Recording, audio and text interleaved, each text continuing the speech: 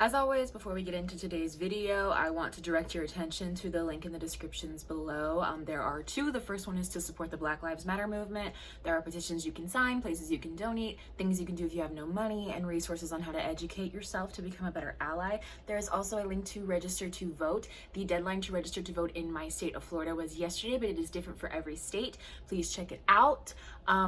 The election is November 3rd. Early voting is happening in a lot of places as we speak, and it is up to us as citizens of the United States to have a say in who runs our country.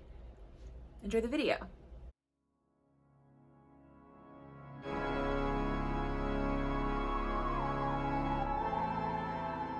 What's up guys, it's V Renee. Welcome to my channel, or welcome back to my channel. I want to do a really quick housekeeping thing before I get into the book review. If you are confused or you don't follow me on Instagram, Twitter, TikTok, all links in the description, and you don't know the news, in the last, videos over the last couple months, I was like, the anniversary edition of Civil Blood, my book comes out October 1st, and it did not come out. What happened was, on October 1st, I got some correspondence from Kindle Direct Publishing from Amazon that there was a copyright dispute between my traditional publisher, who held the rights to Civil Blood up until the 1st, and they were not able to publish it until I could provide some kind of proof that I hold the rights, that the rights had reverted to me. So they're reviewing the documentation. Today's October 5th when I'm filming this. They're reviewing the documentation, and we're hoping that Civil Blood will come out October 10th, this Saturday, October 10th. So again, if you don't follow me on social media, they're all in the link, and they're linked, you know what I'm saying, they're linked in the description, because this has been a nightmare. So today we're going to talk about a book that I actually liked. I know, take a second, I actually do enjoy things. I don't just shit on things all day long. We're talking about Her Body and Other Parties by Carmen Maria Machado. Carmen Maria is a queer feminist author, and this collection of short stories came out in 2017. I've been hearing a lot about it and seeing a lot about it on like Spooky Book TikTok, and I love a good short story collection, especially this time of year. I found two of my most favorite short story anthologies around this time, like from the library. I can definitely do videos on those, or share them in the description if you are interested in some short story anthologies that give you the spooky vibes for this time of year. But this one was super different. It was much more adult oriented, whereas the ones I've read before are even children's or young adult. And I want to talk about two stories in particular. There's 8 stories in Her Body and Other Parties. I want to talk about 2 in particular, and the first one I want to talk about is The Husband Stitch. So The Husband Stitch is one of Carmen Maria Machado's more famous stories. It was published in some literary magazines and stuff before she decided to create the anthology of Her Body and Other Parties. If you don't know, it's based on, if you ever read Scary Stories to Tell in the Dark, it is based on the story of the girl with the green ribbon. So if you've never read that, I highly encourage that.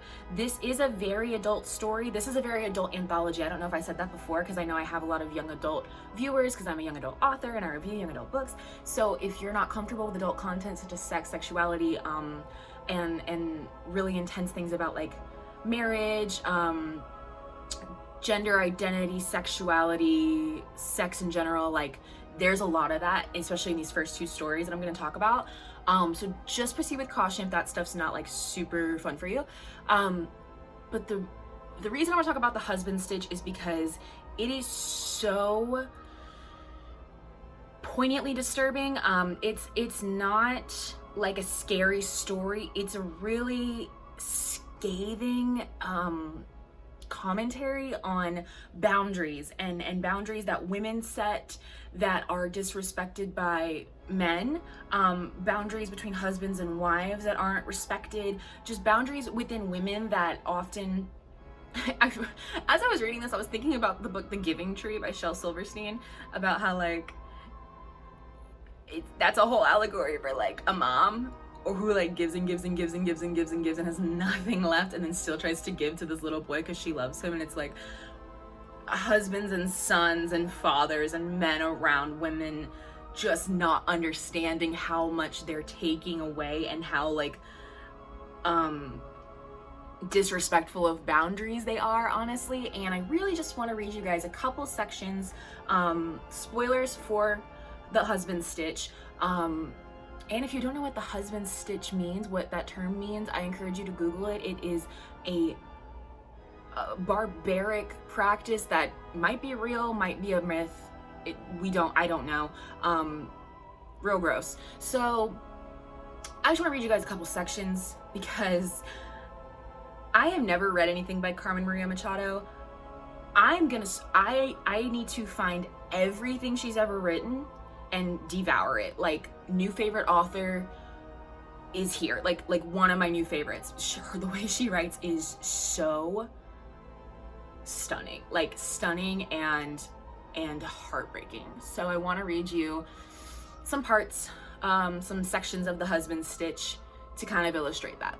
So what's interesting, I was reading an article about this story, and I found this, I'll link the article as well. I found this really an interesting take on it.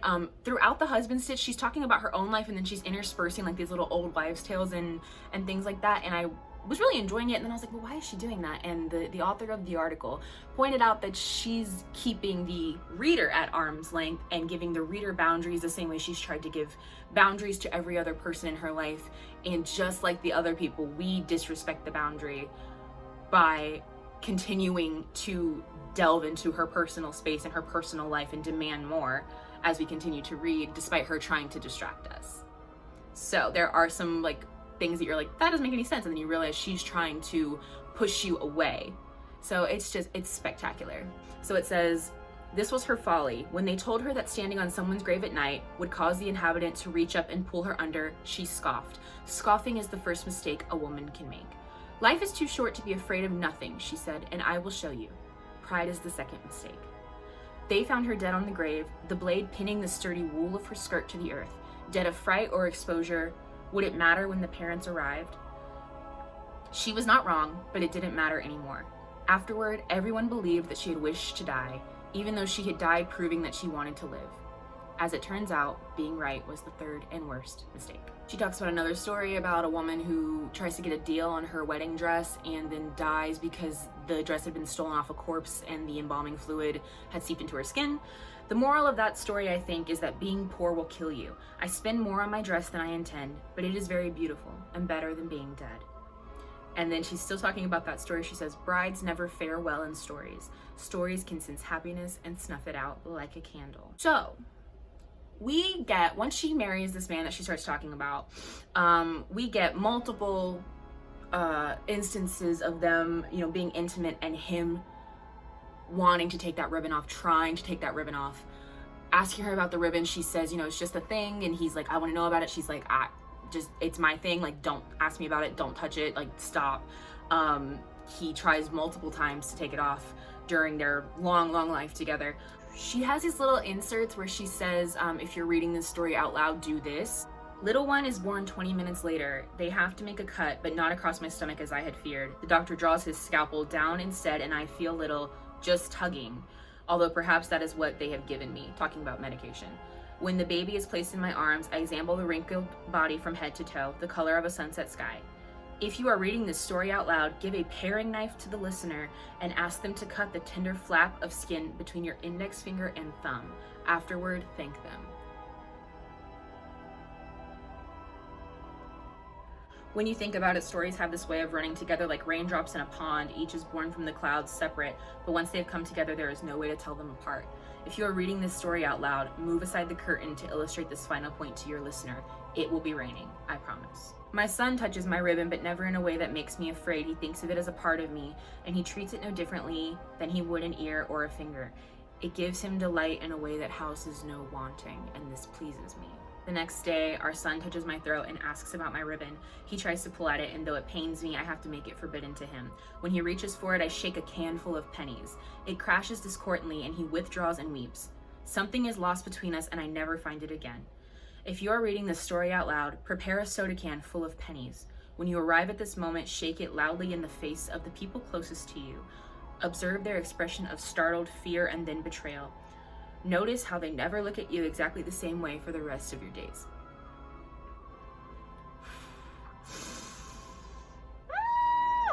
And then the ending of the story.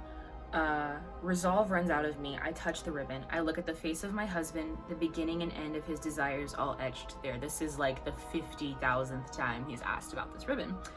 He is not a bad man, and that, I realize suddenly, is the root of my hurt. He is not a bad man at all. To describe him as evil or wicked or corrupted would do a deep disservice to him, and yet. With trembling fingers, he takes one of the ends. The bow undoes, slowly, the long bound ends crimped with habit. My husband groans, but I do not think he realizes it. He loops his finger through the final twist and pulls. The ribbon falls away. It floats down and curls on the bed, or so I imagine, because I cannot look down to follow its descent. My weight shifts, and with it, gravity seizes me. My husband's face falls away, and then I see the ceiling and the wall behind me. As my lopped head tips backward off my neck and rolls off the bed, I feel as lonely as I have ever been. So I have chills all over my body. I don't know why that, like, the way she writes is very, intrusive was the word that just came to mind. Like, it gets into you and you don't know why. And like, you know what's gonna happen, because if you've read this Girl with the Green Ribbon story and you know that it's based off of, or this story is based off of that, you know exactly what's gonna happen at the end. But it's just like the journey of this ribbon, this one thing, this one boundary for this woman is just so disrespected and so pushed and pushed and pushed. And it's that thing as a woman, like, you try to justify bad behavior in people at your own expense. I have discovered that a lot in my life, where especially men will misbehave or will treat you with disrespect or disrespect your boundaries, and you always justify and like, well, he's not a bad person, he just did a bad thing. And it's like, okay, and yet it's still at your expense, right? So it's like, it's a really heartbreaking story about like putting a man's needs or desires or approval over your own well-being and boundaries and wellness. Like, it's, yeah, if you don't know what a husband stitch is, look that up and that'll tell you all you need to know about what the story is about. So the next one I want to talk about is Inventory.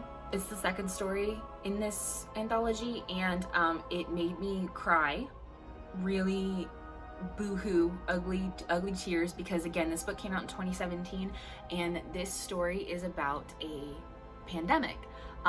So I do want to preface this with, like, if you have problems with hearing about the pandemic, like this is gonna be triggering for you.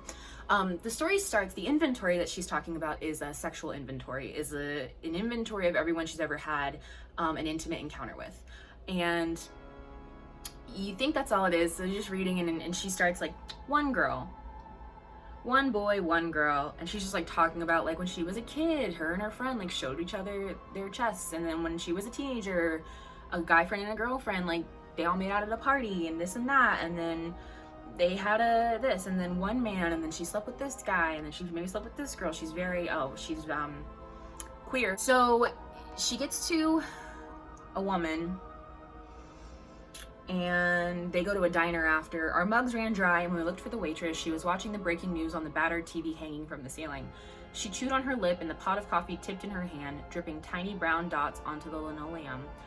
We watched as the newscaster blinked away and was replaced with a list of symptoms of the virus blossoming a state away in Northern California. When he came back, he repeated that planes were grounded, the border of the state had been closed, and the virus appeared to be isolated. When the waitress walked over, she seemed distracted. "Do you have people there?" I asked, and she nodded, her eyes filling with tears. I felt terrible having asked her anything. Then she talks about the next person that she sleeps with, one man 6 inches shorter than me. I explained that the website I worked for was losing business rapidly because no one wanted quirky photography tips during an epidemic, and I had been laid off that morning. One woman, blonde hair, brash voice, friend of a friend. We married. I'm still not sure if I was with her because I wanted to be, or because I was afraid of what the world was catching all around us. One man 6 months later in my post-divorce haze. I met him at the funeral for the last surviving member of his family. I was grieving, he was grieving. We slept together in the empty house that used to belong to his brother and his brother's wife and their children. all dead. He asked me how I was doing. This is a different guy. He asked me how I was doing, and I told him some things and not others. I did not want to cry in front of the man to whom I gave my virginity. It seemed wrong somehow. He asked me how many I had lost, and I said my mother, my roommate from college. I did not mention that I'd found my mother dead, nor the 3 days afterwards I'd spent with the anxious doctors checking my eyes for early symptoms. One woman, brunette, a former CDC employee, I met her at a community meeting where they taught us how to stockpile food and manage outbreaks in our neighborhood should the virus hop the fire break. I didn't highlight this part, but I do remember that after they sleep together, the CDC woman is talking about how nobody's listening and the virus is spread through touch, and then they both kind of look at each other and they're like, but everyone, like they don't say this, but they kind of have this moment of, everyone feels so alone right now, like even we broke this rule and I'm a CDC employee, like I know this. So it's really intense. 2 women, refugees from the western states, who drove and drove until their car broke down a mile from my cottage. They knocked on my door and stayed with me for 2 weeks while we tried to figure out how to get their vehicle up and running. We had wine one night and talked about the quarantine. One man, National Guard. When he first showed up at my doorstep, I assumed he was there to evacuate me, but it turned out he'd abandoned his post. I offered him a place to stay for the night and he thanked me. I woke up with a knife to my throat and a hand on my breast. He was the last person I saw for a year. One woman, a religious leader with a flock of 50 trailing behind her, all dressed in white. For 3 days, I made them wait around the edge of the property, and after I checked their eyes, I permitted them to stay. They all camped around the cottage, on the lawn, on the beach. They had their own supplies and only needed a place to lay their heads. She wore robes that made her look like a wizard. One woman much older than me. While she waited for the 3 days to pass, she meditated on a sand dune. When I checked her eyes, I noticed they were green as sea glass. Her hair grayed at the temples, and the way she laughed tripped pleasure down the stairs of my heart. More refugees filtered through the cottage, through us, the last stop before the border, and we fed them and played games with their little ones. We got careless. The day I woke up, and the air had changed. I realized it had been a long time coming. She was sitting on the couch. She got up in the night and made some tea, but the cup was tipped and the puddle was cold, and I recognized the symptoms from the television and the newspapers and then the leaflets and then the radio broadcasts and then the hushed voices around the bonfire. Her skin was the dark purple of compounded bruises. The whites of her eyes shot through with red, and blood leaking from the misty beds of her fingernails. There was no time to mourn. I checked my own face in the mirror and my eyes were still clear. I consulted my emergency list and its supplies. I took my bag and tent and I got into the dinghy and I rolled to the island, to this island where I have been stashing food since I got to the cottage. I drank water and set up my tent and began to make lists, every teacher beginning with preschool. Every job I've ever had, every home I've ever lived in, every person I've ever loved, every person who has probably loved me. Next week I will be 30. The sand is blowing into my mouth, my hair, the center crevice of my notebook, and the sea is choppy and gray. Beyond it, I can see the cottage, a speck on the far shore. I keep thinking I can see the virus blooming on the horizon like a sunrise. I realize that the world will continue to turn, even with no people on it. Maybe it will go a little faster. I do briefly want to touch on 2 of the other stories that were really interesting to me. Real Women Have Bodies, about a woman who works in a dress shop who discovers that there's another kind of like, she doesn't discover the virus, the epidemic of women just like fading away, like turning into nothing.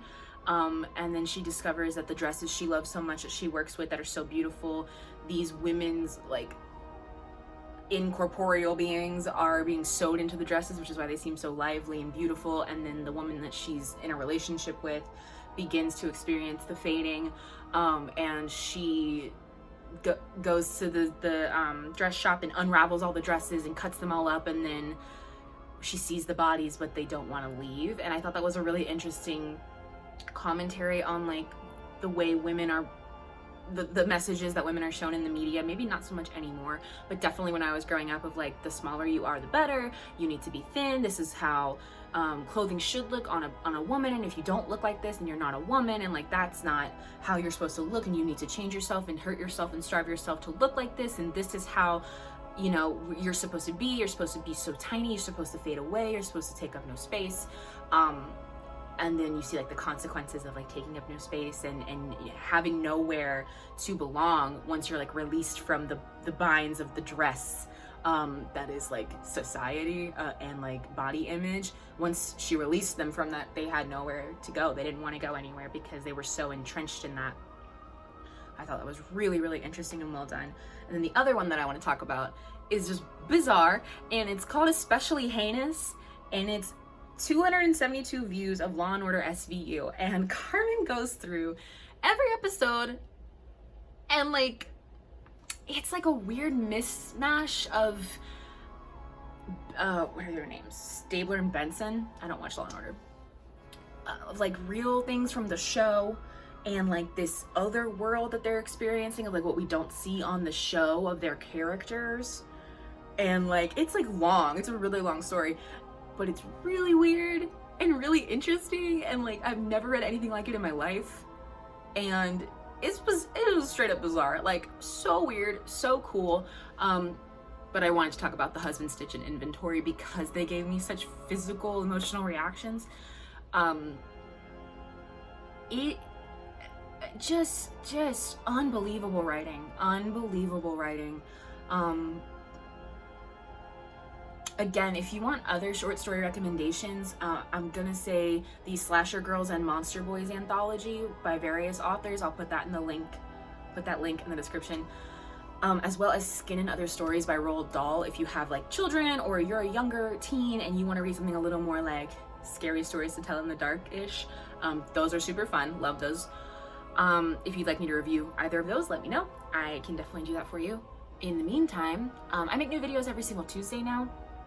And next week we are going to be talking about, sometime this week will be the video talking about my experience with my traditional publisher. I was supposed to put that out on Friday the 2nd after my book came out, but my book did not come out, and so I don't want to expose my publisher until everything is said and done, just in case I gotta be nice to them for some reason. But let's just say that a lot of things have happened in the last week that needed to be added to the video anyway. So I have to actually, in the same exact outfit, film an update to that video that hasn't even come out yet. So stay tuned for that video. And then next Tuesday, I'm gonna be talking about how I publish a book on Amazon. So I'm gonna take you through from when I get my final edits all the way to release day of a book. So I'll see you then. Bye.